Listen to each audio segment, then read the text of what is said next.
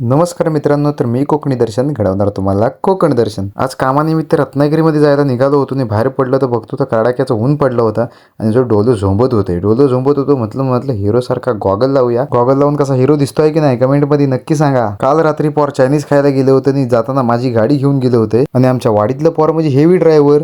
तो घेरचा दांडका माझ्या उभा करून ठेवली नव्हता. आता घेर टाकू कसा आणि उतरवू कसा हाच काय झोकत नव्हता. कसा बसा गाडीवर बसलो आणि जो फनफनत निघालो जाकादेवी जायला. जाकादेवी जाऊन तिथेच गाडी लावली. म्हटलं काय आपल्या गाडीचं मकान रत्नागिरीपर्यंत येण्यातलं नाही आहे. जाकादेवीत न म्हटलं एसटी पकडून जाऊया. आता एसटी आली आणि गर्दी जो बघतो तर मरणाची. गर्दी किती पण असली तरी पण मी पहिला जाऊन सीट पकडणार ह्या कॉन्फिडन्सने जो वर चढलो आणि नेहमीप्रमाणेच मी केलेलं प्लॅन कधी काय सक्सेसफुल होत नाही. उभे आणि चला रत्नागिरी तिकीट काढली आणि रत्नागिरीतल्या सगळी कामं आटपली. घरी यायला निघालो पण येताना मला शेवटच्या सीटवर का होईना पण बसायला मिळालं.